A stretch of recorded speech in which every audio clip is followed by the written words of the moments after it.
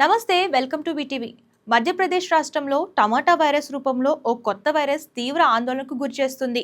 ప్రధానంగా పాఠశాలలకు వెళ్లే చిన్నారులే లక్ష్యంగా ఈ వైరస్ శరవేగంగా వ్యాపిస్తుండటం కలకలం రేపుతోంది. ఆగస్టు, సెప్టెంబర్ నెలల వ్యవధిలోనే భోపాల్, ఇండోర్, జబల్పూర్ వంటి ప్రధాన నగరాల్లో 200కు పైగా కేసులు వెలుగు చూడడం పరిస్థితి తీవ్రతను తెలియజేస్తోంది. వైద్యులు దీన్ని హ్యాండ్ ఫుట్ మౌత్ డిసీజ్ రకంగా గుర్తించారు. ముఖ్యంగా 6 నుంచి 13 సంవత్సరాల వయసున్న పిల్లలలో ఈ వ్యాధి ప్రభావం అధికంగా కనిపిస్తుండగా రాష్ట్ర వ్యాప్తంగా 50కి పైగా పాఠశాలల్లో క్లస్టర్ కేసులుగా ఇది బయటపడింది. వర్షాకాలం అనంతరం వాతావరణంలో పెరిగిన వేడి, తేమ ఈ వైరస్ వ్యాప్తికి మరింత ఆజ్యం పోస్తున్నాయని నిపుణులు విశ్లేషిస్తున్నారు. టమాటో వైరస్ ఒకరి నుంచి మరొకరికి చాలా సులభంగా వ్యాపిస్తుంది.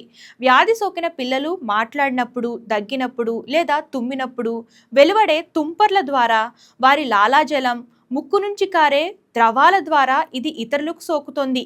పాఠశాలలు, ఆసుపత్రులు వంటి రద్దీ ప్రదేశాలలో పిల్లలు ఒకరినొకరు దగ్గరగా తాకటం, ఆట వస్తువులను పట్టుకోవడం వల్ల వ్యాప్తి మరింత వేగవంతమవుతుంది. ఈ వైరస్ సోకిన 3 నుంచి 6 రోజుల్లో లక్షణాలు బయటపడతాయి. తొలుత తీవ్రమైన జ్వరం, గొంతు నొప్పి, నీరసం, అలసట వంటివి కనిపిస్తాయి. ఆ తర్వాత 1-2 రోజుల్లో చేతులు, పాదాలు, నోటి చుట్టూ, పిరుదుల వద్ద టమాటో లాంటి ఎర్రటి నీటి పొక్కులు ఏర్పడతాయి.